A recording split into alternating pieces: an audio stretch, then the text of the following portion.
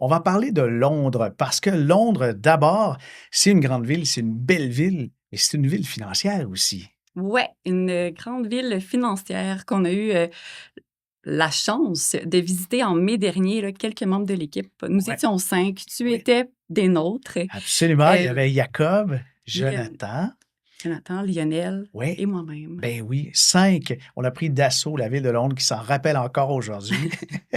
Mais pourquoi donc aller faire des affaires à Londres? Pourquoi aller faire des affaires à Londres? Ben, tout d'abord, c'est un des plus grands centres financiers au monde qui rivalise pas mal avec New York. Il Mhm. y a plus de 250 banques qui sont hébergées dans The City. The City, c'est le quartier financier. C'est Ouais, là qu'on restait d'ailleurs. Puis les banques comme justement le JP Morgan, Goldman Sachs, HSBC, ouais. Barclays et tout ça. Il y a des compagnies d'assurance, il y a des hedge funds, il y a Mhm. des fintechs. Vraiment, ça ratisse Oui, large. oui, puis on dit que la finance mondiale a commencé par la navigation où justement l'Angleterre, avec ses navires marchands, allait chercher des denrées à l'autre bout du monde, comme la Chine. On va chercher du thé, on le ramène. Et puis, ben, la finance, c'est quand même une prolongation de la marine marchande, hein? Ouais, ouais. Puis justement, Londres est stratégiquement idéalement situé parce qu'ils sont à mi-chemin entre l'Amérique et l'Asie. Donc, ça leur permet de couvrir tout ce territoire-là Mhm. euh, dans une journée de travail. Ah, OK. Ouais, ben, c'est fabuleux. En tout cas, le décor, là, on marie le Moyen Âge avec du modernisme et puis la ville était propre, hein? Ouais, impeccable. C'était incroyable, vraiment. On va partager des petites images, des photos ici et là que tout le monde a pris et vous allez voir entre autres, la grande roue qui s'appelle London Eye qui, accueille chaque cabine. C'est quoi? On peut être Ouais, 20-25? 15, ouais, ouais, à peu près. Oui, Puis on on a était une... bien accueillis là-dedans. Une vue, hallucinante sur Big Ben, sur la Tamise, sur le pont de Londres. Alors, comme pôle financier, pourquoi ça accueille autant? Tu parlais de position stratégique géographique, mais même je pense que le fuseau horaire a son importance. Ben oui, c'est ça, parce que je crois que c'est le matin, je sais plus si c'est le matin. Le matin, je crois que c'est avec l'Amérique, l'après-midi, c'est avec l'Asie. Alors que quelqu'un en Amérique pour transgenre en Asie, ben il faut qu'il se lève aux petites Aux heures, aurores. là. Voilà. Donc, c'est très efficace là, comme position. Ouais. On est allé à Londres pour une raison bien précise. On appelle ça en anglais un due diligence ou diligence raisonnable. Ça signifie quoi ça? Ben, c'est comme une enquête qu'on va faire pour avoir la certitude de faire les bons choix. Mmh. Donc, dans le cadre de ce due diligence-là, on a eu la chance de rencontrer une équipe de Northleaf Mmh. qui est basée à Londres, là, parce qu'ils ont des équipes un peu partout dans le monde. Puis là, ben, on a rencontré les gestionnaires basés à Londres qui nous ont présenté leurs différents investissements. On a pu leur poser nos questions. Ouais. Ils ont pu nous parler de leurs différentes stratégies, là, que ce soit de la dette, des infrastructures, puis des capital investissements. Mais ça s'adresse à qui ça, Northleaf, ce genre de fonds-là? Ce genre de fonds-là, ben, il y en a beaucoup dans l'institutionnel, Mmh. mais c'est aussi disponible pour les investisseurs particuliers.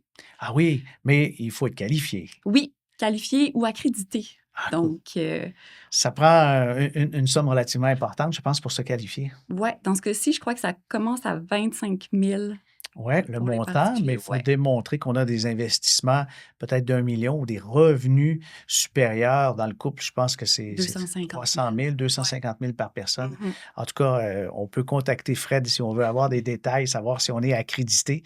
Mais pourquoi c'est attrayant? Puis pourquoi s'intéresser à des placements comme ça, des placements de capital investissement privé ou de crédit privé? Ben, c'est que ça ratisse un éventail de compagnies beaucoup plus large et vaste que les compagnies qu'on voit qui sont cotées en bourse. Je crois que ça peut aller jusqu'à euh, 90% des compagnies dans certaines classes là, d'actifs là, Ah oui?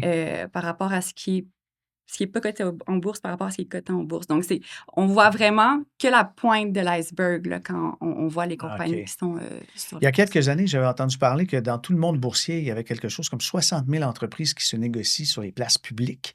Mais il y avait 650 entreprises dont le capital permet d'avoir des nouveaux actionnaires, mais se négocie pas en bourse. Alors donc, on vise un peu tout ça. Mais Northleaf, je crois qu'il y a des méthodologies pour creuser puis trier hein, les sociétés. Ouais, puis eux-mêmes font leur due diligence quand ils vont sélectionner leurs investissements. Puis il y en a même un qu'on a eu la chance d'expérimenter sur le terrain, je devrais peut-être dire sur les flots, Ouais. le Uber Boat.